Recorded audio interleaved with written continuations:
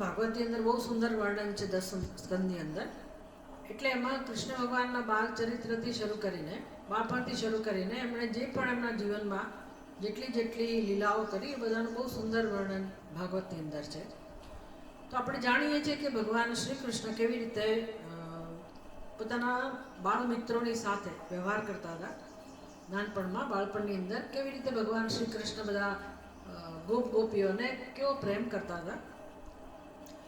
એટલે વનમાં જવું, ગાયોને ચરાવવા લઈ જવી, પછી વનભોજન કરવું, અને બધા બાળકોને ધ્યાનમાં રાખીને ભગવાન શ્રી કૃષ્ણ પોતાનો વ્યવહાર કરતા હોય. ગોપીઓની સાથે તો એની સાથે મસ્તી તો કરતા જ હોય. ગોપીઓની સાથે મટકા ફોડવાની કે એને પજવવાની કે માખણ ચોરવાની, બધી એમની જે હરકતો હતી, વ્યવહાર હતો, ચેષ્ટાઓ હતી, બધી જાણે કે સખા સમાન છે. એટલે આમ તો જોવા જાઓ તો ખરેખર સખ્ય ભક્તિ એટલે જેમ આપણે પ્રાર્થના કરીએ છીએ ને ભગવાનને, તમેવ માતા ચ પિતા તમેવ બંધુશ્ચ સખા તમેવ વિદ્યા દ્રવિણમ તમેવ સર્વમ મદેવ દેવ. એટલે બધું જ આ પરમાત્માની અંદર છે. તમેવ માતા પણ તમે, પિતા પણ તમે, તમેવ બંધુ, અને સખા પણ તમે જ છો, દ્રવિણમ ધન પણ એ જ છે. એટલે આ બધું ભક્તને આવું જ જણાય છે. ભક્તની ભાવના આવી જ હોય. ભાવના માત્ર નહીં, સમજ પણ એમની એવી હોય. બધા જ પ્રકારના સંબંધો ભગવાન સાથે હોય. એટલે વાત્સલ્ય ભાવ હોય તો એ વાત્સલ્ય ભાવથી ભગવાનનું ભજન ભલે કરે, ભગવાનને પોતાના સંતાન સમજે. નંદ બાબા હોય કે યશોદા માતા ભગવાનને પોતાનો પુત્ર સમજે, પણ સાથે સાથે આ બધા સંબંધો આવી જ ગયા અંદર. પછી મીરાબાઈ હોય તોય એને માટે કૃષ્ણ ભગવાન એટલે બધું જ, માતા પિતા જે કંઈક હોય. કારણ કે એ બધા સંબંધો દ્વારા મનુષ્યને કે જીવને, ખાસ કરીને મનુષ્યને બધા સંબંધો દ્વારા જે જીવનમાં એક સહકાર મળે છે, આધાર મળે છે, હૂંફ મળે છે. એવું કહેવાય કે મનુષ્ય જીવનમાં મોટે ભાગે જે બળ મેળવે છે ને, જીવનમાં જે કંઈ જીવન જીવવાનું બળ જોઈએ એ બધું બળ એને સંબંધોમાંથી મળતું હોય. આજકાલ તો હવે બધા લોકોને સમજાવવા માંડ્યું છે કે ભાઈ ખરેખર સુખી કોણ છે જીવનમાં, જગતમાં સુખી કોણ મનુષ્ય છે. પૈસાદાર છે સુખી નથી, હવે લોકો સમજવા જ માંડ્યા છે.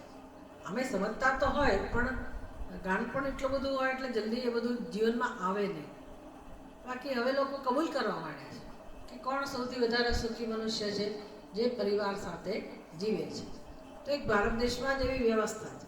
સંયુક્ત કુટુંબનું મહત્ત્વ હોય, પરિવારનું મહત્ત્વ હોય, સંબંધોનું મહત્ત્વ હોય, પણ આપણા દેશમાં જ છે. એટલે બીજા બધા દેશમાં આ બધું જોઈને આશ્ચર્ય થતું હતું, પણ આપણા દેશમાં હવે એનું મૂલ્ય ઘટી ગયું. પણ હવે લોકો લગભગ એકલા પડવા માંડ્યા, દુઃખી થવા માંડ્યા, અને હવે સમજે છે જીવનમાં કે ભાઈ એકલતા એ કેટલી ખરાબ વસ્તુ છે, અને એકલતા જે માણસને સહન કરવી પડે છે. તમે તમારા બાળકોને મોકલી દો વિદેશ, ત્યાં બિચારો એકલો ફેસ કરે. પહેલાં એને હોમ સિકનેસ ફીલ થાય, ઘરે યાદ આવે. ચલો ભાઈ એને આગળ વધવાનું છે એટલે મા બાપ હિંમત કરીને મોકલે, એટલે પછી ગમે તેમ કરીને ત્યાં સેટલ થાય. પછી વારે ઘડી માં ત્યાં જાય ને પિતા ત્યાં જાય ને બધા જાય સપોર્ટ આપવા માટે. પછી લગ્ન કરે, ત્યાં સ્થાયી થાય, બધું કરે. પણ એ બધું થાય ત્યાં સુધીમાં કેટલા બધા વર્ષો સુધી એ બાળક કે યુવા એકલતાનો સામનો કરતો હોય.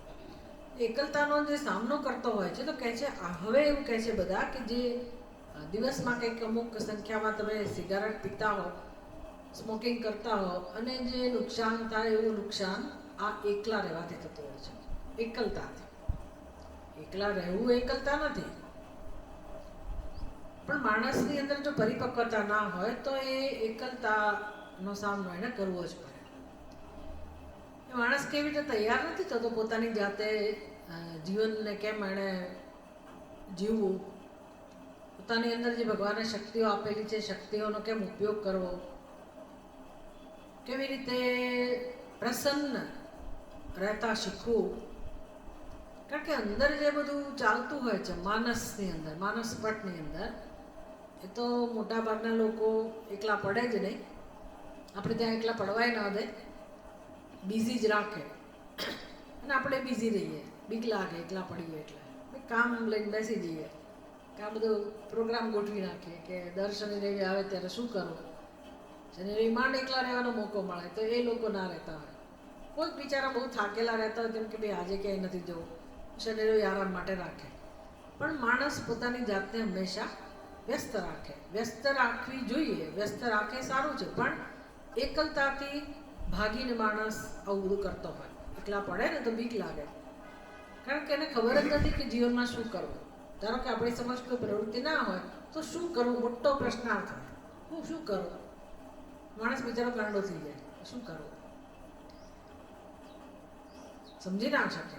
અને કરવું તો ધારો કે એને ઘણું હોય, પણ એની પાસે એવી કોઈ આંતરિક બળ ના હોય, આંતરિક સૂઝ ના હોય, એટલે કરે રાખે. પણ પછી અંદરથી બિચારો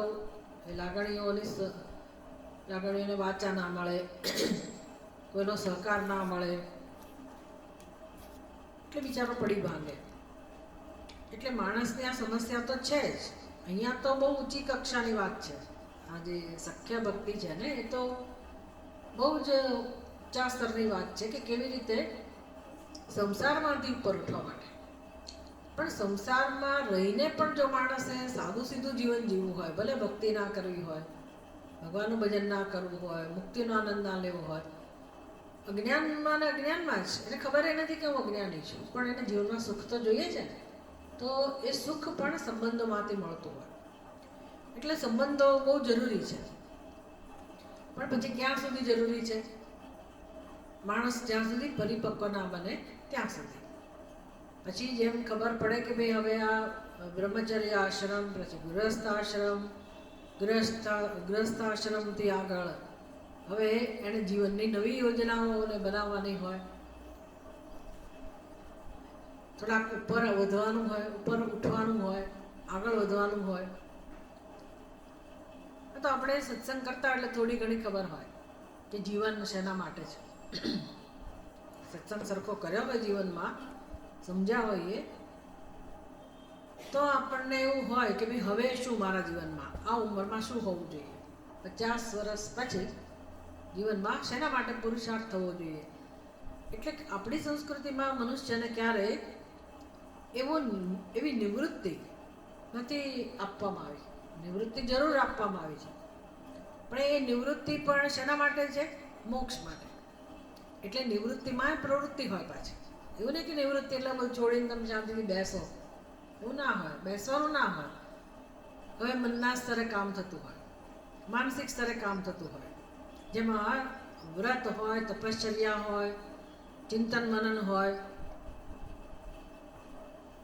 શાસ્ત્રનું અધ્યયન હોય, અથવા તીર્થયાત્રા હોય, અથવા એવી સેવાની પ્રવૃત્તિ હોય, સામાજિક સેવાની પ્રવૃત્તિ હોય કે જેથી માણસ હવે પોતાના ઘરમાંથી બહાર નીકળે. એટલે આખો દિવસ ઘરની અંદર હોય ને, હું ને મારું. તો છોકરા મોટા થઈ ગયા, છોકરાઓ સેટલ થઈ ગયા પછી હવે માણસે પોતાનો વિકાસ કરવાનો હોય, આંતરિક વિકાસ કરવાનો હોય. એવું ક્યારે શક્ય બને? તો કે દુનિયા સાથે હવે બીજી રીતે જોડાય. દુનિયા સાથે હવે કેવા પ્રકારનો સંબંધ હોય? સેવાનો સંબંધ હોય, કંઈક કોઈને મદદરૂપ થવાની તૈયારી હોય.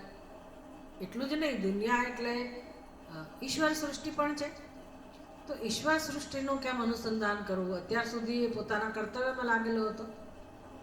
હવે એ ઈશ્વર જે આ જગતમાં પ્રવર્તમાન છે, જે રીતે ઈશ્વર પ્રગટ થયેલો છે, તો એ ઈશ્વરની આરાધના કેમ કરવી, ઈશ્વરનું ભજન કેમ કરવું, એ પોતાના મનને પરોવે. નહીંતર એવું છે કે ઉંમર થયા પછી શરીરમાં એક પછી એક વ્યાધિ તો આવવાની જ છે. નવા પ્રોબ્લેમ શરૂ થવાના, તો માણસ એના ચિંતનમાં અડધો એ થઈ જાય, ખલાસ થઈ જાય. એટલે એ તો સહજ છે, એ તો થવાનું જ છે. પણ હું મારું માનસિક સ્તર કેમ ઉપર લઈ જાઉં, બૌદ્ધિક સ્તર આપણું કેમ આપણે ઉપર લઈ જઈએ? ખાલી જીવન ઘસડતું રહે, ઘસડાયેલા રહીએ, એ તો આપણી સંસ્કૃતિમાં એ બધી વસ્તુઓ તો નથી કહેવામાં આવી. એટલે જીવનનો ઉપયોગ કેવી રીતે કરવો?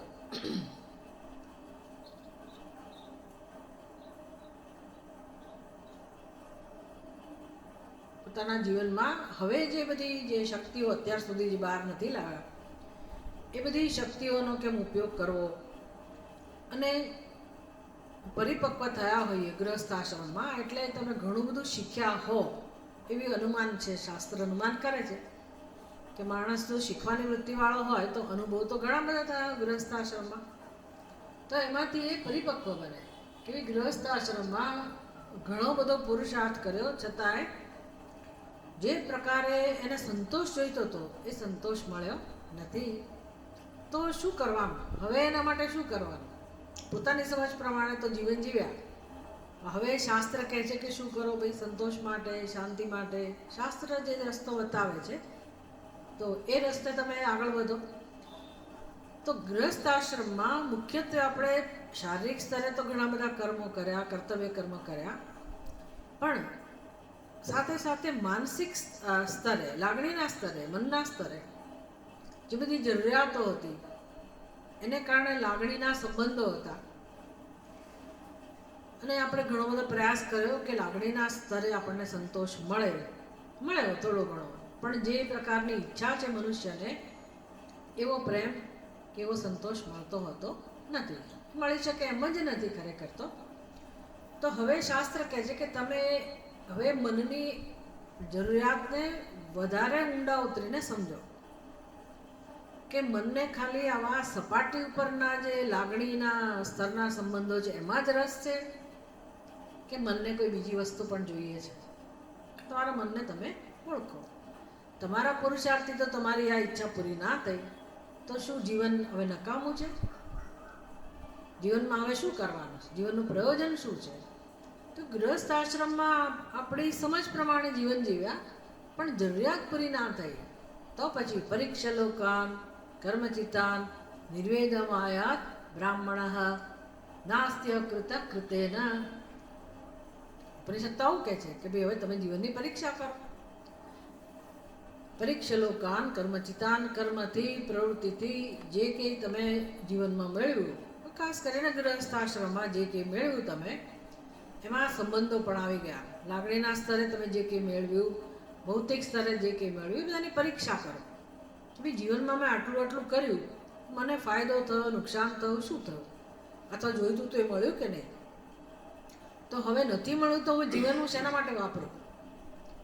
આમ તો આખું જીવન આના માટે જ હોય, પણ એ આપણે સમજવા તૈયાર ના હોઈએ, અજ્ઞાનના પ્રભાવમાં હોઈએ, આપણા પોતાની અંદર જ જે આવેગો હોય એટલે આપણે કોઈનું સાંભળીએ નહીં, શાસ્ત્ર પાસે ના જઈએ, સત્સંગ ના કરીએ, બધું સ્વાભાવિક છે. એટલે શાસ્ત્ર આપણી પાસે અમુક કર્મો કરાવડાવે, એવી કર્તવ્ય કર્મ કરો. હવે તો એ જતું રહ્યું તક. એટલે એ બધું કર્યું હોય માણસે, પછી હવે નિવૃત્ત થયા પછી શું? 50 વર્ષ પછી શું? તો કે હજી તમારી જરૂરિયાતો બાકી છે. તમારી જરૂરિયાતો બાકી છે. મુખ્ય જરૂરિયાતોને તમે ઓળખો, એ કેવી રીતે જીવનમાં શાંતિ મેળવવી, સંતોષ પ્રાપ્ત કરવો, આત્મસ્વીકારની જરૂરિયાત, આ બધી જરૂરિયાતો ઓળખો. તમારી પોતાની મૂળભૂત જરૂરિયાતોને તમે જાણો, અને હજી કામ બાકી છે તો એ દિશામાં કામ શરૂ કરો. તો એ દિશામાં કામ શરૂ કરવું એટલે ભજન, ભક્તિ, ભગવાનનો આશ્રય લેવો. એટલે જીવનમાં જે સંબંધો બહાર હતા, સગા સંબંધીઓ સાથે, સજ્જનો સાથે જે રીતે આપણે જોડાયેલા હતા, અને લાગણીના સ્તરે જે આપણે ઈચ્છતા હતા, જે પ્રેમ કે સહાનુભૂતિ કે સંતોષ, એ તો જરૂરિયાત પૂરી ના થઈ તો હવે આપણને આલંબન આપવામાં આવ્યું કે તો પછી હું કોનું આલંબન લઉં? એટલે આપણને પહેલાં તો સમજાય કે ભાઈ આલંબનની જરૂર છે, આલંબનની જરૂરિયાતવાળા આપણે છીએ. લોકો શું માને છે? જે ઘર-બાર વગરના હોય, એકલા પડી ગયા હોય, દુઃખી હોય, વૃદ્ધ થઈ ગયા હોય, હવે કંઈ ના હોય, એને જ આલંબનની જરૂર છે. આપણે એવું માનીએ છીએ.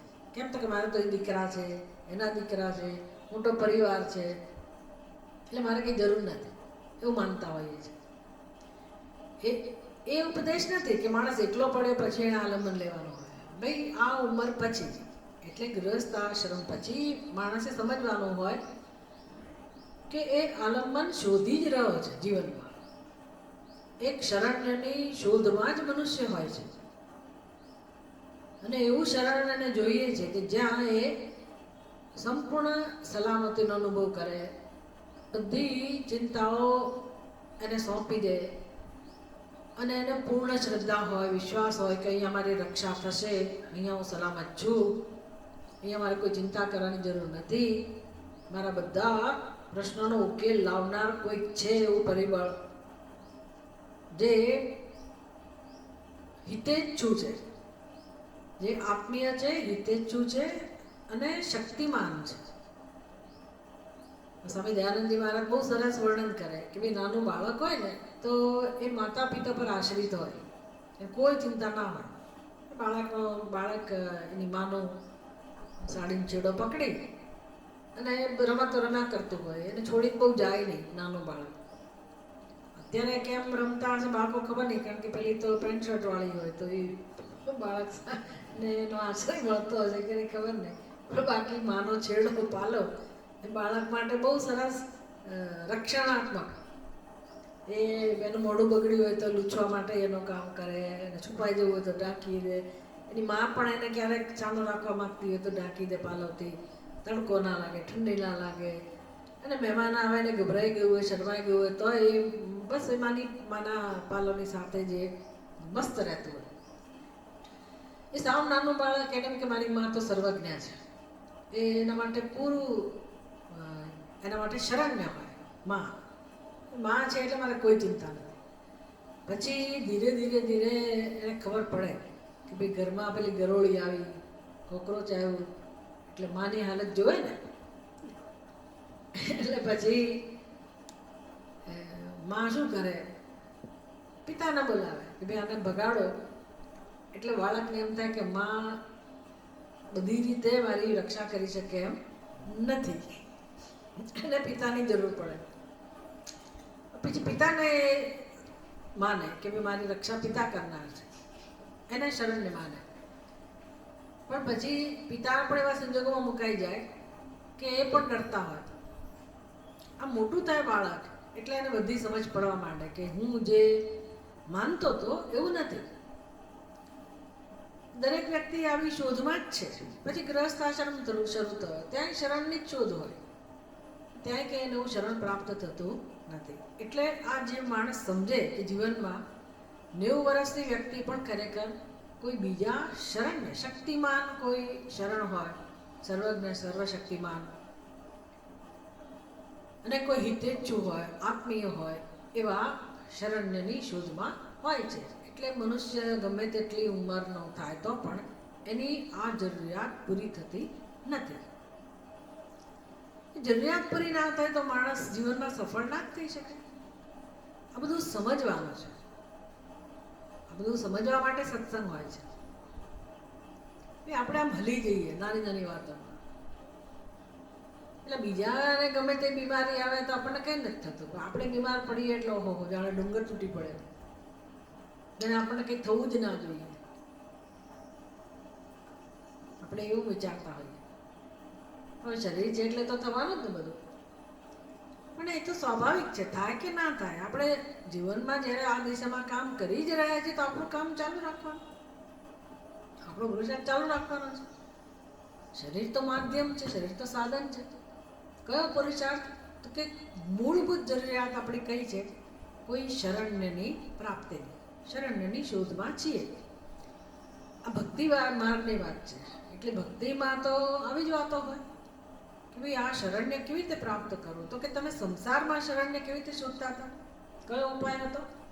સંબંધો, સંબંધો દ્વારા. બસ તો પછી જે સંબંધોના માધ્યમથી તમે બધી લાગણીઓ ઈચ્છતા હતા મેળવવા માટે, કે જે પણ તમારી ભાવના હોય એ પ્રકારે તમે એક આધાર, આલંબન શોધી રહ્યા હતા. તો એ તો અમે શાસ્ત્રને તો ખબર છે કે મુંડક ઉપનિષદ કહે છે 18 પ્રકારના આલંબન છે સંસારમાં. 18માંથી એકેય આલંબન એવું નથી કે જે તમને સહારો આપે. એ 18 આલંબન કોના જેવા છે? કોઈને યાદ છે? કયું દ્રષ્ટાંત આપે છે મુંડક ઉપનિષદની અંદર? તરાપાનો. તરાપો લઈને તમે તરવા નીકળો, નાવ કે સમુદ્ર જે કે તરાપમાં બેસીને તમે નીકળો તો શું ભરોસો રાખી શકાય? તરાપા ઉપર વિશ્વાસ રાખીને બેઠા છો તો નક્કી જ છે ને તમે તરવાના નથી, પાર થવાની કોઈ સંભાવના છે જ નહીં, અને ક્યારેક તો ડૂબવાના જ છે. એમ આપણે જે તરાપા લઈને નીકળેલા છે એમાં 18 આલંબન છે. એમાં ઘણી બધી વસ્તુ આવી જાય, આપણા બધા કર્તવ્ય કર્મો પણ આવી જાય, સંબંધો પણ આવી જાય, એના શરીર પણ આવી જાય, હું ને મારું પણ આવી જાય. જે આપણે જીવન જીવવાનો પાયો છે ને એ બધો તકલાદી પાયો છે, એટલે ડૂબવાના તો છીએ જ, બધા ડૂબે જ છે ને, ડૂબે જ છે. હા, આમ ડૂબેલા જેવા જોઈએ છે, કે એવું નહીં કે શરીરમાં આપણે છીએ, શરીર ચાલે છે એટલે આપણે આમ જીવન જીવીએ છીએ, એવું નથી. અંદરથી બધા ડૂબેલા જેવા જ હોય છે, ડૂબકા જ ખાતા હોય છે. થોડીક વાર સુખી કંઈક થાય એટલે હા કંઈક સુખી, પછી વળી પાછા ડૂબેલા, વળી પાછા આમ જરાક હા કંઈક જીવન જીવા જેવું લાગે, બાકી ઘસડાતા હોય. એટલે શરીર છૂટે એટલી રાહ જોવાતી હોય કે ભાઈ આ શરીર જવાનું જ છે અને જશે, ત્યારે પૂરેપૂરા ડૂબ્યા. પણ એવું નથી, પાછું નવું શરીર તો લઈને આવવાના જ છીએ ડૂબકા ખાવા. એ તો પાછું એ તો ચાલુ જ રહેવાનું છે. હવે ભયાનક સત્ય છે, પણ આ સત્ય નહીં સમજીએ ત્યાં સુધી આપણો ઉદ્ધાર થવાનો નથી. શું કામ અજ્ઞાનને પકડી રાખવું, શું કામ ગાંઠપણને પકડી રાખવાનું, શું કામ આવું દુઃખી થવાનું? એ હજી મારા હાથમાં તક છે, શરીર ચાલે છે, તો હું મારી બુદ્ધિનો, મારા મનનો ઉપયોગ કરું. શેના માટે કરું? આ બધું સમજવા માટે કે કોઈને આ શરણને પ્રાપ્ત થયું નથી, તો હજી મારું જીવન છે ત્યાં હું આ કામ કરી લઉં. કયું શરણને પ્રાપ્ત કરું? જે ખરેખર મને સમુદ્ર પાર કરાવી શકે. આખી ભગવદ્ ગીતા એના માટે છે. ભગવાન કેટલા બધા વચનો આપે છે કે હું યોગક્ષેમમ વહામ્યહમ, હું એના યોગ અને ક્ષમનું વહન કરીશ. નહીં કલ્યાણકૃત કશ્ચિત દુર્ગતિન તાત ગચ્છતિ. હે અર્જુન, એ ક્યારેય એ ભક્તનો નાશ થતો નથી જેણે મારું શરણ સ્વીકારેલું છે તે. એટલે શરણ લેવું તો કઈ રીતે લેવું? એટલા માટે નવધા ભક્તિ આપણે પસંદ કરી કે 9 પ્રકારની ભક્તિ, તમને જે આલમન ગમે, જે ભાવના ગમતી હોય, જે પ્રકારનો ભગવાન સાથેનો સંબંધ તમે જોડી શકતા હો એનો ઉપયોગ કરો. એ બધા સંબંધો છેવટે જે આપણા કુટુંબીજનો સાથે, પરિવાર સાથે, સમાજ સાથે જે સંબંધથી આપણે જોડાયેલા છીએ, તો એ સંબંધ ભલે રહ્યા, પણ એની વાસ્તવિકતા આપણને ખબર હોવી જોઈએ કે એ સંબંધો કામ ચલાવશે, મને સમુદ્ર પાર કરાવી શકે એમ નથી, એમાં કોઈનો વાંક નથી. પણ આવું જ છે, આપણે કોઈનું શરણ્ય બની શકીએ એમ નથી, આપણે કોઈનું આલંબન બની શકીએ એમ નથી, કે બીજા પણ આપણું આલંબન બની શકે એમ નથી. તો મનુષ્યનો જન્મ ભાગ્યશાળી કેમ કહેવાય છે? મનુષ્યનો જન્મ મહત્વનો કેમ કહેવાય? તો કે મનુષ્ય પોતે પોતાના જીવનમાં આ બધું સમજીને શ્રેષ્ઠ સંબંધ બાંધી શકે છે જીવનમાં. બસ એ સંબંધ જો બંધાય તો ધીરે ધીરે પછી ભગવાન બધી જવાબદારી એની લઈ લે છે. જીવને કેમ આગળ લઈ જવો, બધું જ ભગવાનના હાથમાં હોય છે. તો એમાંનો આ શ્રેષ્ઠ સંબંધ એનું વર્ણન છે. એટલે ભગવાન સાથે આ તમને આગળના જે વર્ણન થાય એમાંથી જે સંબંધ તમે ભગવાન સાથે બાંધી શકો, માતા પિતા તરીકેનો, દાસ્ય ભાવ તરીકેનો,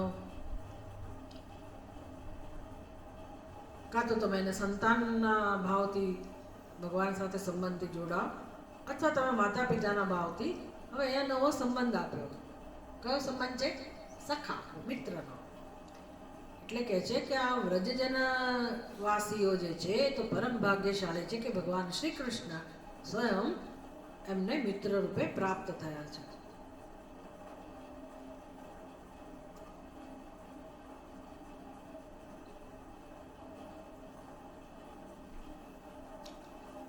તો ભગવાન સાથે મૈત્રીનો સંબંધ, સખા ભાવનો સંબંધ બાંધવો એ કઈ રીતે શક્ય છે?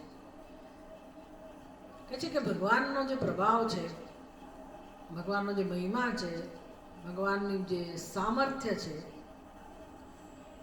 ભગવાનનું જે રહસ્ય છે, આ બધું જાણીને જો આપણે તો ભગવાનના મહત્વને જાણીએ જ છીએ. ભગવાન કોને કહેવાય આપણને ખબર છે. ભગવાનને નથી જાણતા પણ ભગવાનનો મહિમા જાણીએ છીએ. અર્જુન ભગવાન સાથે જીવતો હતો, વ્યવહાર કરતો હતો, પણ એને ખબર નહોતી કે આ સાક્ષાત ભગવાન છે, પરમાત્મા છે. કોઈ જગ્યાએ કહે છે કે 6 લોકો જાણતા હતા કે ભગવાન શ્રી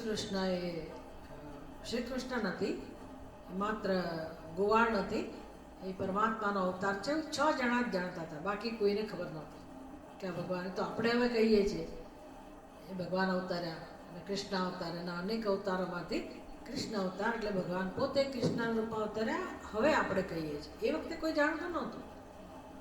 દુર્યોધનને તો ભગવાન શત્રુ જ જણાતા હતા, કૌરવોને તો ભગવાન શત્રુ જ જણાતા હતા. અર્જુનના સગા પણ હતા અને એ લોકો ઉંમરમાં પણ કંઈ જાજો ફેર નહીં હોય, એટલે બધા પાંડવો અને શ્રી કૃષ્ણ બધા સાથે સાથે હતા. એટલે અર્જુન તો ભગવાનને મિત્ર જ કહેતો હતો. હે કૃષ્ણ, હે યાદવ, હે સખા, અર્જુનના જ શબ્દો છે. ભગવાન, હું તમને આવી રીતે જોતો હતો, આવી રીતે હું તમને બોલાવતો હતો. એટલે એનો અર્થ કે ભગવાને ક્યારેય પોતાની ભગવત્તા પ્રગટ નથી કરી અને અર્જુન સાથે ભગવાન મિત્ર ભાવે જ રહ્યા છે. સવારથી ઉઠીને એ લોકો મસ્તી કરતા હોય, ધીંગા મસ્તી કરતા હોય, રમત ગમતમાં સામેલ થતા હોય, ભોજન સુખ શય્યાસનેષુ ભોજનેષુ, ભોજન કરતી વખતે મિત્ર ભાવે એક સાથે બધા મસ્તી કરતા હોય, સાથે બધા ફરવા ગયા હોય. તો દરેક પ્રસંગોમાં અર્જુનને તો ભગવાન પોતાના મિત્ર જ જણાયા છે. એટલે મિત્ર હતા, પણ એને અર્જુનને ખબર નહોતી કે આ ભગવાન છે. ભલે ને અર્જુનને ખબર નહોતી, પણ અર્જુને મિત્ર ભાવે ભગવાનને જોયા. તો ભગવાને શું કામ કર્યું અર્જુન માટે? અર્જુન પાછો ભગવાનનો ભક્ત તો હતો કે ભાઈ એને ભગવાનને પસંદ કર્યા, એ બધું બરાબર છે, પણ મિત્ર તરીકે અર્જુન એમની સાથે રહ્યો તો ભગવાને શું કામ કર્યું? ભગવાને એનો પ્રેમ, જે પોતે પ્રેમ આપ્યો અર્જુનને, અને અર્જુનને પણ ભગવાન પાસેથી પ્રેમ મળ્યો, માર્ગદર્શન મળ્યું, સપોર્ટ જેને કહેવાય, સહારો મળ્યો, હૂંફ મળી બધા જ પાંડવોને. પણ પછી ભગવાન પોતે અર્જુનનું કલ્યાણ કરવા ઈચ્છે કે ભાઈ અર્જુન મારો મિત્ર પણ છે, પછી ભક્ત પણ છે.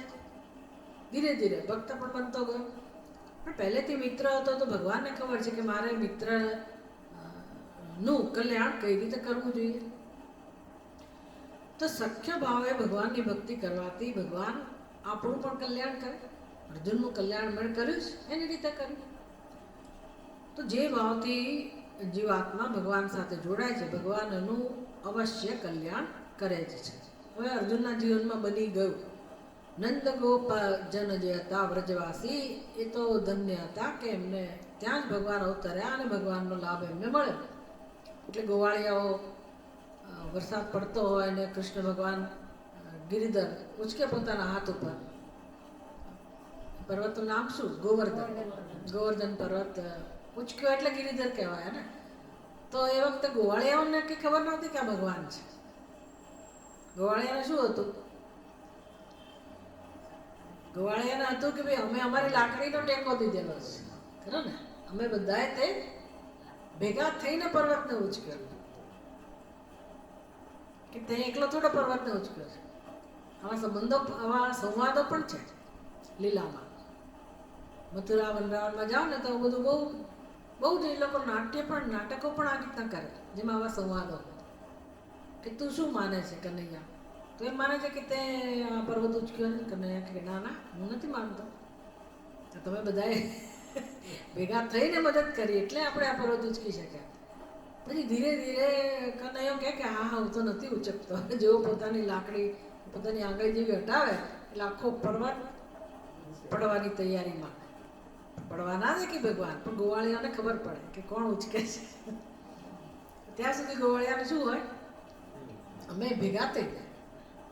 એવી સરસ ભગવાનની રીત છે, બધાની સાથે ભોજન કરવાની. ભગવાન કેમ આઠ જૂઠનું વચ્ચે ના લાવે. બધાએ પતરાળામાં કે હાથમાં હથેળીમાં દહીં ભાત લઈને બેઠા હોય અને આનંદથી ખાતા હોય, અને કૃષ્ણ ભગવાન એને માખણે ખવડાવે અને થોડું પોતે ખાતા જાય પાછા, હવે ચાલે. આ બધી એમની મૈત્રી છે, પ્રેમ ભાવ છે ભગવાનનો. એટલે એમાં તો કોઈ પ્રશ્ન જ નથી કે એ વ્રજજન વાસીઓ જે છે એ તો ભાગ્યશાળી હતા જ કે ભગવાન સ્વયં એમને ત્યાં મિત્ર રૂપે હતા. તો ધન્ય જ છે, એમાં કોઈ પ્રશ્ન જ નથી. અર્જુન પણ ભાગ્યશાળી છે. એ સિવાયના જેટલા ભક્તો થઈ ગયા હશે જે ભગવાનને ભક્ત સમજતા હશે, બધા ભાગ્યશાળી. પણ આપણે શું કરવું? આપણા માટે ઉપદેશ છે કે આપણે શું કરી શકીએ, તો આપણી પણ જરૂરિયાત છે. હવે મિત્રતા કોને કહેવાય, એ તો આપણા દેશમાં એના વિશે બહુ બધું કહેવાયેલું છે. મિત્ર દ્રોહને મોટું પાપ કહેવામાં આવ્યું છે. એટલે એનો અર્થ કે મિત્રતાનું ઘણું બધું મહત્વ છે. અને ભલે મોટા મોટા ટોળા ના હોય, પણ એક બે જેને કહેવાય ને કે સન્નિષ્ઠ મિત્ર જો જીવનમાં હોય તો પણ માણસ સુખી થઈ જાય. કારણ કે મિત્ર એને દરેક અવસ્થામાં મદદરૂપ બનતા હોય. આપણે ત્યાં એક સાધક હતા, બોપલના જ હતા. એ બે ત્રણ મિત્રો બહુ જ વારે વારે એ લોકો અભિવ્યક્ત કરે. પછી એ જે મુખ્ય ભાઈ હતા એ તો એનું તો શરીર શાંત થઈ ગયું, પણ બીજા જેના મિત્ર હતા ને એ બધા વચ્ચે વાત કરે કે ભાઈ એ વ્યક્તિ એટલે કહેવું પડે. કેમ? તો કે એવા મિત્ર ક્યાંય જોયા નથી. એ શેના ઉપરથી કહો છો? તો કે મારા જીવનમાં એવા એવા પ્રસંગો આવ્યા, એટલી મુશ્કેલી આવી, તો આ એક જ માણસ એવો હતો કે જેણે મને ખભા ઉપર હાથ મૂકીને કહેલું કે ભાઈ તું ચિંતા ના કરીશ, હું છું તારી સાથે, કંઈ પણ થાય તો મારા ઘરે આવી જજે. એટલો બધો સધિયારો આપતો, ખાલી કહેવા ખાતર નહીં. અને એણે એવી જરૂર પડી તો આખો ગયા ખરા, અને એમણે એને મદદ પણ કરી. એ સિવાય ઘણા ક્ષેત્રમાં એમણે મદદ કરી. તો આવા એક સનિષ્ઠ સાધક હતા આપણે ત્યાં, અને એના મિત્રો હજી છે. મિત્રો એને યાદ કરે કે ભાઈ આવા કોઈ જોયા નથી અમે. એટલે મિત્રનું આપણે ત્યાં ખૂબ મહત્વ છે, મિત્રતાનું. અને એવા સનિષ્ઠ મિત્ર મળે તો હવે નથી તો શું કરીએ? આજના જમાનામાં હવે મિત્રો મળવા મુશ્કેલ છે. આપણે કોઈને એવી રીતે ઉપયોગી ના થઈ શકે, કોઈ આપણને ઉપયોગી ના થઈ શકે, પણ જરૂરિયાત તો છે મનુષ્યને. મિત્રતા જે છે એની જરૂરિયાત તો દરેકને છે. તો કોને મિત્ર બનાવવા? તો કે ભગવાનને બનાવો, સખા બનાવો. અને જ્યારે આપણને ખબર છે કે ભગવાન સર્વજ્ઞ સર્વશક્તિમાન છે, ભલે આપણે એને જોઈ ના શકતા આપણે તો આપણને જોઈ શકે છે. આપણે કશું કહીએ કે ના કહીએ, આપણી પરિસ્થિતિ, આપણી લાગણી, આપણી ભાવના, આપણી નબળાઈ એ બધું એ જાણે જ છે. એટલે આપણને વધારે ફાયદો, ભગવાન પાસેથી મદદ મળવાનો વધારે ફાયદો છે. એ ભગવાન એવા જ છે જ. ભગવાનનું નામ પણ ગીતામાં કહ્યું છે સુહૃદ. મિત્ર કરતાં પણ એક ડગલું વધારે. એ મિત્ર તો થોડીક પહેચાન હોય, ઓળખાણ હોય તો ઉપયોગી થાય. સુહૃદ તો કોઈ ઓળખાણ ના હોય તો પણ મદદ કરે. એટલે ભગવાન સુહૃદ છે. મિત્ર તો છે જ, સુહૃદ પણ છે. તૈયારી આગળ કોણે વધવાનું છે? જો ભગવાન સુહૃદ હોય તો લાભ કોણે લેવાનો છે? આપણે લેવાનો છે. આ બધી વ્યવસ્થા છે. આ કોઈ કલ્પના નથી. ભાગવતમાં બહુ સરસ વર્ણન છે. ભાગવતની પદ્ધતિ આખી જુદા પ્રકારની હોય. ભાગવતમાં કહે છે કે આ મનુષ્ય દુઃખી કેમ છે સમજાતું નથી. બીજા બધા જીવો દુઃખી હોય તો સમજી શકાય, મનુષ્ય કેમ દુઃખી છે એ સમજાતું નથી. કેમ? તો કે જુઓ, મનુષ્યને શું શું મળ્યું છે?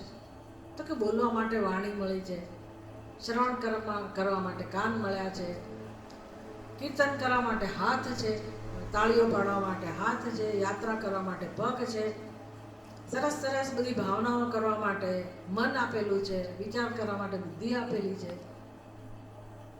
એ ઈચ્છે તો ભગવાનના રૂપના માધુર્યના દર્શન રોજ કરી શકે અને પ્રેમનો અનુભવ કરી શકે. પોતાની વાણીનો ઉપયોગ એ ભગવાનના નામ સંકીર્તનમાં, જપમાં એમાં કરી શકે.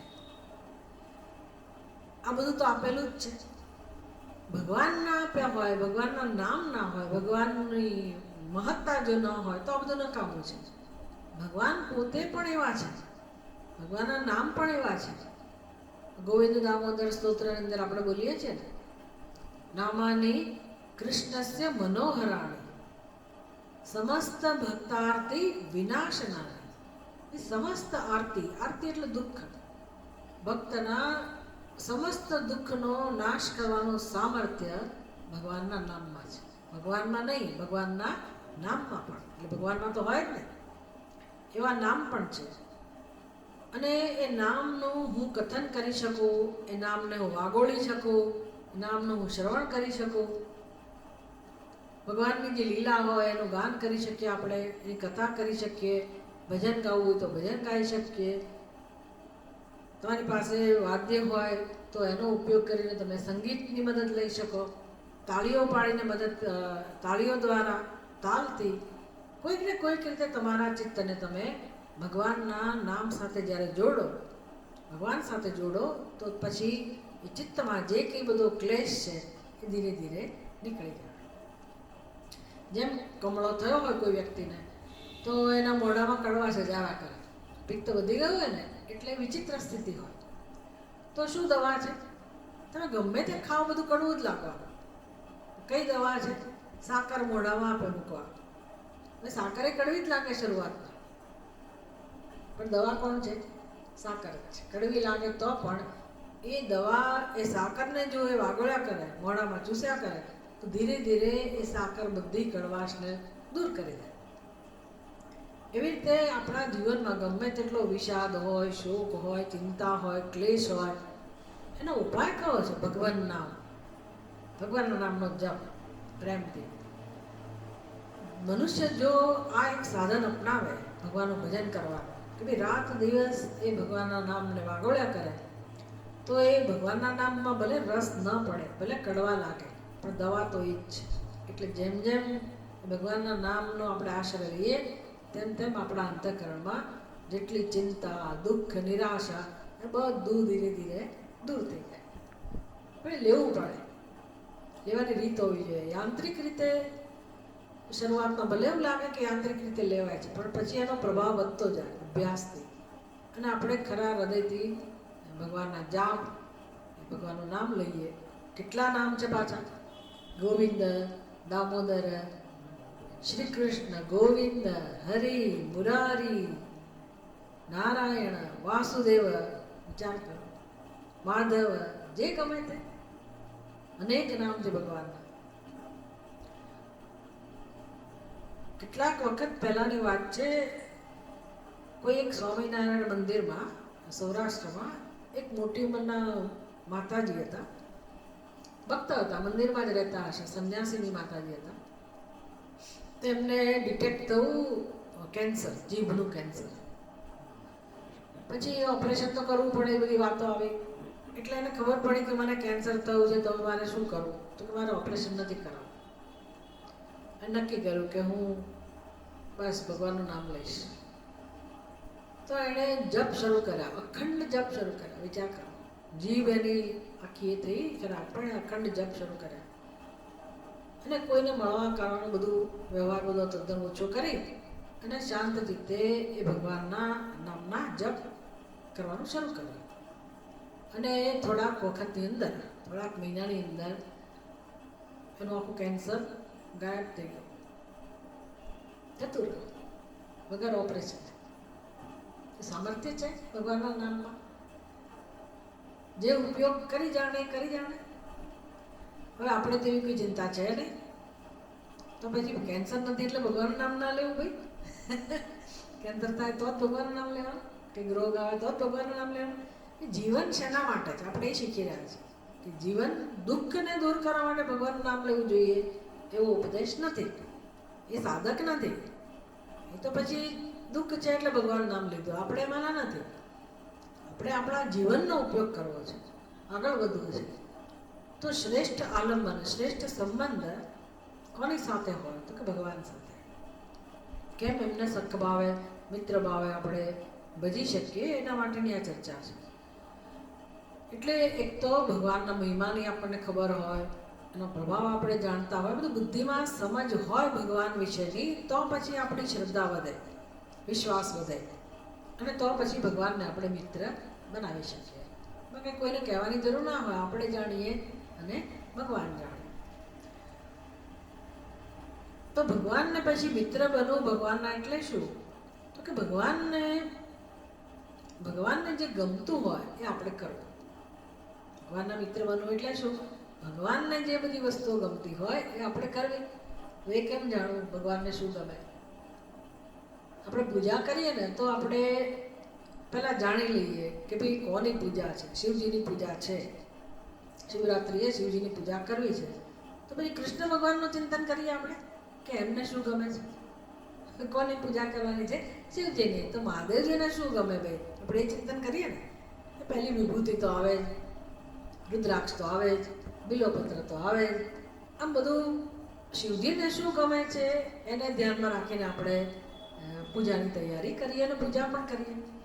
તો એ તો સમજાય કે ભાઈ ગણપતિની પૂજા હોય તો હું ગણપતિ મહારાજની રુચિ જે શેમાં છે એ બધું જાણીને પછી હું ભગવાનની પૂજા કરું.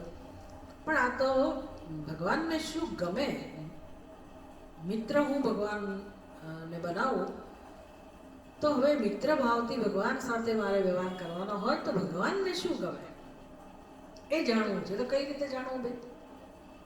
હું વિભૂતિ લગાડું તો હું ભગવાનની મિત્ર છું એવું કહેવા? શું કરવું? શું લાગે તમને? ભગવાનને ગમે એવું આપણે વ્યવહાર કરવો ભગવાન સાથે. કેમ જાણવું ભગવાનને શું ગમશે? વ્યવહાર કરવો એટલે શું? ભગવાન આપણી આજુબાજુ રહેતા હોય તો આપણે એને મળવા જઈએ, રોજ નમસ્કાર કરીએ, આ કરી દઈએ, એવું તો કંઈ છે નહીં. કેમ મિત્ર ભાવે ભગવાન સાથે આપણે જોડાઈએ? શું લાગે તમને? શું કરીએ?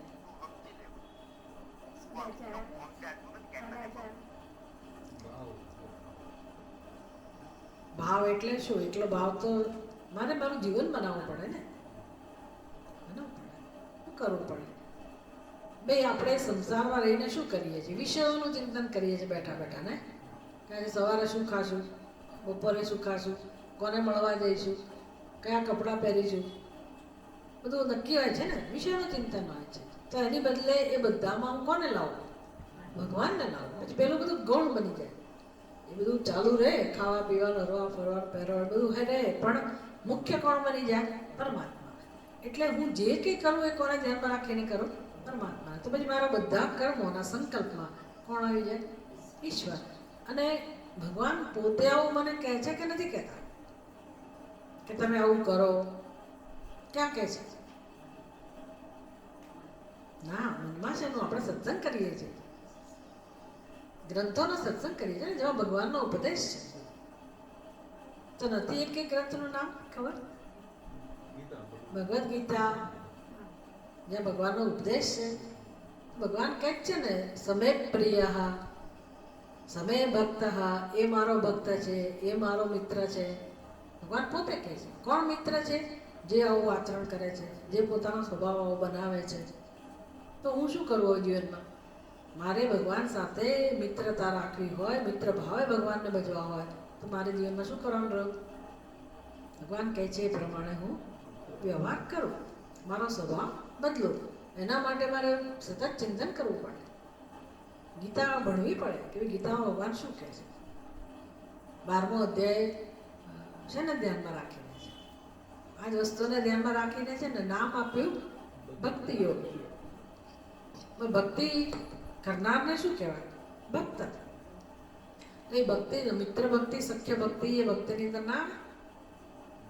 તો હું કેવો ભક્ત, હું કેવી બનું કે જેથી હું ભક્ત કહેવાઉં? એટલું જ નહીં, ભગવાનને શું ગમે છે? મારો બહારનો દેખાવ હોવાથી હું ભક્ત બની જાઉં? ભગવાનને વસ્તુ ગમે છે? ના. તો બધું સાચા અર્થમાં જાણું ભક્તિ કોને કહેવાય, ભક્ત કોને કહેવાય, ભગવાન કોને બિરદાવે છે, કયા લક્ષણો ભગવાન ઈચ્છે છે આપણી અંદર, કેવો સ્વભાવ, કેવો વ્યવહાર, હું શીખવું પડે મને. તો હું સતત એનું અનુસંધાન કરું ભગવાનના ઉપદેશનું. એ સિવાય ભગવાન જેટલી જેટલી વસ્તુઓ શીખવાડે છે સત્ય, એ વસ્તુઓને હું શીખું, તો પછી આપણે ખરા અર્થમાં ભગવાનના ભક્ત બનીએ છીએ.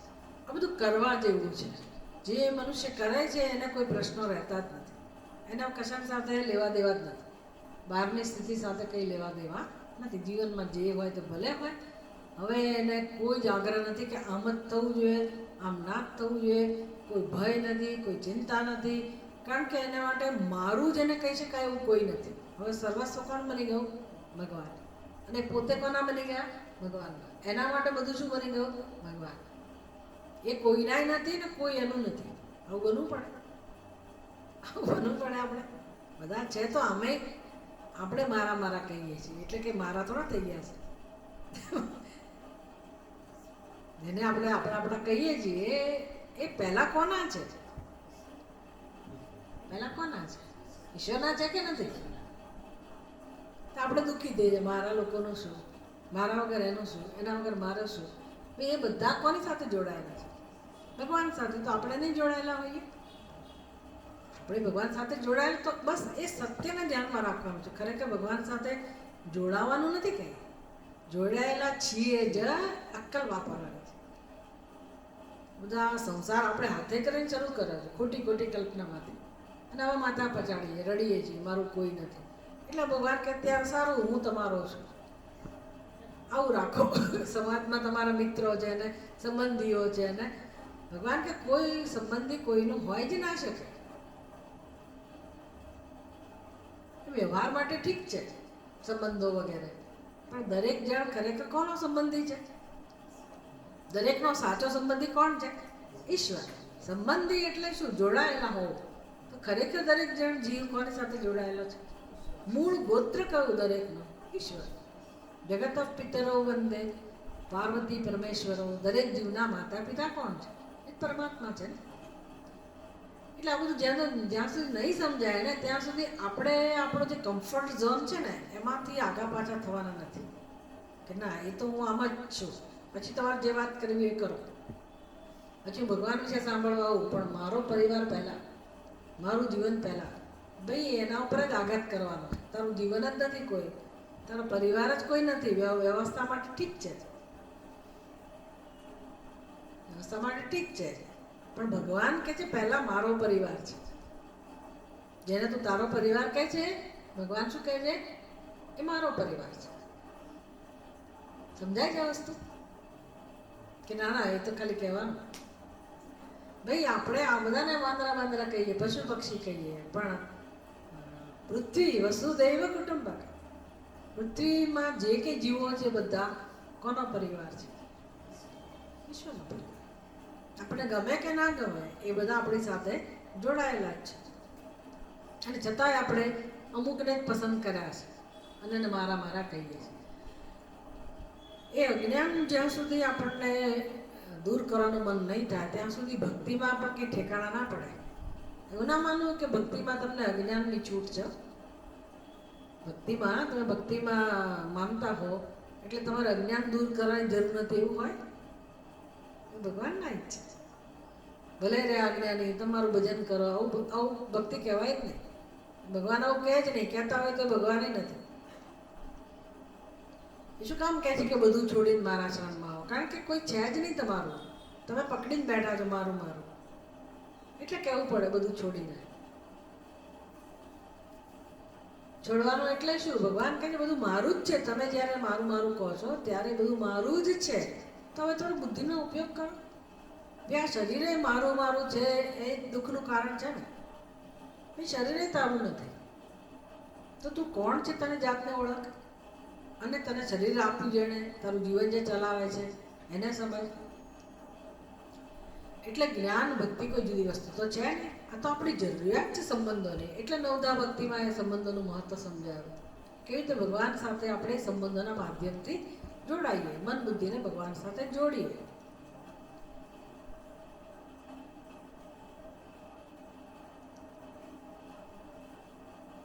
બસ પછી એ જ્યારે જોડાઈએ ત્યારે કોઈ પ્રશ્ન નથી રહેતા. જે હૃદય ભગવાન સાથે આ પ્રકારે ભાવથી જોડાય છે, પછી એ હૃદયમાં કોઈ ચિંતા નથી, ભય નથી, દુઃખ નથી, કોઈ ફરિયાદ નથી. આવું ફળ છે એનું ભક્તિનું.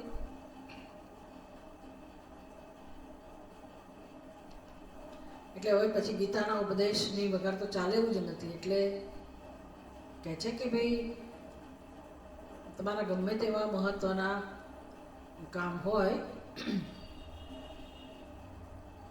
એ ભલે હોય, પણ ભગવાન સાથે જેણે સંબંધ બાંધ્યો છે એ વ્યક્તિ ભગવાન જે કહે છે એ રીતે પોતાના કર્મો કરે છે. એટલે પોતાના કર્મને ગૌણ સમજીને, પોતાના વ્યવહારને ગૌણ સમજીને એ મુખ્ય જેનું કામ છે એ કેવી રીતે ભગવાન સાથે જોડાવું. એટલે પ્રેમથી જીવન જીવે છે. આનો અર્થ એક જ થયો. હવે એ કંઈ અમુક કર્મ છોડી બીજું કર્મ કરે છે એવું નહીં. કર્મો એના એ છે, પણ કર્મો કરે છે શેનાથી કરે છે? પ્રેમથી, ઉદારતાથી, ભગવાનનું દર્શન સર્વત્ર કરતા કરતા, માત્ર આપવાની ભાવનાથી, સેવાની ભાવનાથી, અને પોતાનું જે કંઈ છે, જેની એને ચિંતા છે, બધું એ હવે ભગવાનનું સમજવા તૈયાર છે. ભગવાનનું બનાવી દે છે એવું નહીં. હા, હું મહાન છું કેમ? તો કે હવે તો મેં બધો ભાર ભગવાન ઉપર સોંપી દીધો. એ ડાપણ કર્યું ભગવાન ઉપર સોંપો. મેં કે ઉપકાર નથી કર્યો. કોનું હતું ને કોને સોંપ્યું? તુભ્યમ એવા. ભગવાન તારું જ હતું, સમજાતું નહોતું. હું મારું મારું કરીને જીવતો હતો કે જીવતી હતી. તો હવે એ બધું મેં ભગવાન ઉપર છોડ્યું. આવી માતાઓ, આવા વડીલો હજી પણ છે. હા, એના ઘરે બહુ બધા બાળકો હોય ને, જનરેશન છે હજી વધારે, 6-7 ભાઈ બહેનો હોય. તો હું એમની માતાની મને ચિંતા થાય કે તમને આટલા બધા બાળકોની ચિંતા નથી? તો એનો જવાબ શું હોય? એ બધા બાળકોને મેં ગુરુદેવને સોંપેલા છે. એ ગુરુ ભક્ત છે. એમના ગુરુજી એમણે જોયા નથી, પણ પહેલેથી જ ગુરુના શરણે જીવન જીવનાર. તો આપણે પૂછીએ ને કે તમને કોઈની ચિંતા નથી, તો શું કે મેં બધા બાળકો, મારા ક્યાં બાળકો છે? બધા બાળકો કોના છે? ગુરુદેવ. તો શું એને બાળકોને છોડી દીધા? છોડી દીધા કહેવાય? એ સ્વાર્થી કહેવાય? એ ચિંતા નથી કરતા એવું કહેવાય બાળકોની? એણે ડાપણ કર્યું. પડી ને ભાઈ, એ પોતાના બાળકો છે એની કોઈ ના જ નથી. પોતે ઉછેરે કરે સરસ રીતે, પણ ચિંતા નથી કોઈ જાતની. કેમ? તો કે મારા બાળકો નથી. મારા બાળકો છે પણ પહેલાં કોના છે? ભગવાનના છે. તો આપણે તો રોજ રાત દિવસ આપ તો સમજીએ છીએ. પ્રસાદ બુદ્ધિનું જીવન કોને કહેવાય? મારી પાસે જે છે એ ખરેખર પ્રસાદ છે. તો એ ખરેખર જે અમલમાં મૂકે છે એ વ્યક્તિ ભક્ત છે. પછી પોતાનું ધન હોય, મિલકત હોય, જીવન હોય, પોતાના સ્વજનો હોય,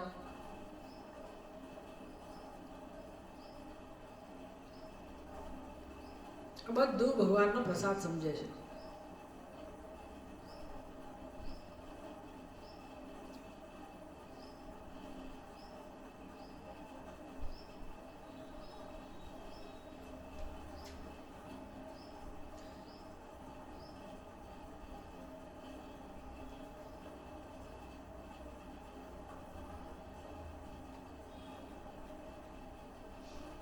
સખ્ય ભક્તિનો ઉદ્દેશ શું છે? કે ભાઈ આ તો વ્યવહારમાં આપણને સમજાય છે. વ્યવહારમાં અનુભવેલી વસ્તુ હોય છે કે આ સખ્ય ભક્તિમાં મહત્વનું શું હોય છે. સખ્ય ભક્તિ એટલે આમ તો પ્રેમ જ થયો ને. તો માણસનું વર્તન કેવું હોય? જે વ્યક્તિ એને પ્રિય હોય, જ્યાં જ્યાં પ્રેમ ભાવથી વ્યક્તિ જોડાયેલી હોય, પોતાના સંતાનો હોય કે ભાઈ બહેન હોય કે જે પણ, જ્યાં પણ પ્રેમનો સંબંધ હોય ત્યાં માણસનો વ્યવહાર કેવો હોય? બધું કોના માટે કરે? જેના માટે પ્રેમ હોય એના માટે. આ માતાઓ તો એના માટે શ્રેષ્ઠ ઉદાહરણ છે. તો એ જમતી વખતે કોઈ જોતું નથી હોતું કે શું જમે છે. આજની માતાઓની ખબર નથી મને, પણ એક જૂના જમાનાની જે માતાઓ હતી ને, એ જમતી હોય, છેલ્લે જમતી હોય. એક તો બધા જમી લે પછી જમવાનું હોય. પછી એના માટે શું વધ્યું, કંઈ વધ્યું ખરું કે નહીં, કોઈ દરકાર ના લે. અને કોઈને કહેવાય ના જાય